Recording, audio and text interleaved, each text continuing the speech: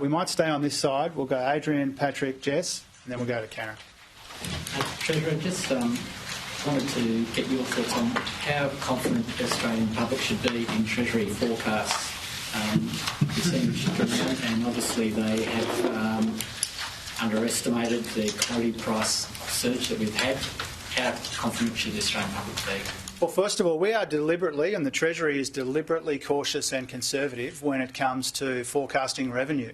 And there's a good reason for that, and that's because our predecessors were frankly humiliated when they overpromised and underdelivered on the budget. They spent more time flogging merchandise like back in black mugs than actually delivering the responsible economic management that the country needed. And so we are cautious and conservative. The Treasury is cautious and conservative when it comes to commodity prices.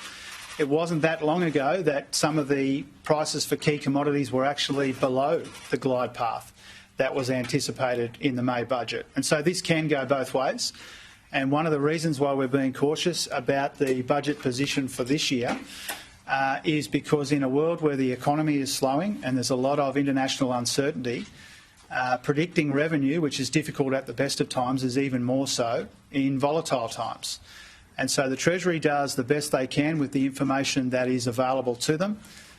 Part of that is taking a deliberately cautious and conservative approach to revenue because it can go in either direction. Pat. I had a question for the Finance Minister.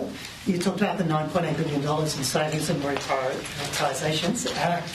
Can you tell us a little more about that split? How much of it is savings and what measures in particular have generated those savings? Yeah, sure. So the majority of them come in this, well, if I talk just about the 9.8, because obviously the 50 is over those last three updates, but 7.4 relates to the infrastructure investment program. So that's reprioritising and reprofiling some of those projects, which is the work Catherine King's been doing about trying to get that program in better shape. It was, again, unsurprisingly, projects still promised by the former government without any funding attached, so it was oversubscribed, unrealistic timeframes. So that relates to, a large chunk of that.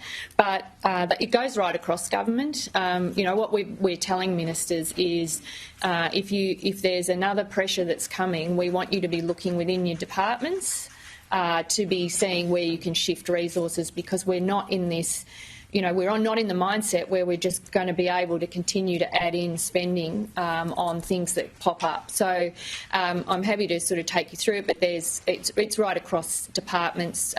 We've been asking that. So whether it's in environment, employment services, in education, there's some in health and some in agriculture. Some of them are quite small, but, I'm pretty focused Finance Minister. I'll take pretty much anything that comes to the table if it's there, and if we want a shifting from doing that into other spending priorities. So I'm happy to go through it at length if people want to, or provide you with a list. But we have an expectation that it's across government. This is everybody's responsibility. It is getting harder. We've found $50 billion, but we're going to continue on this approach.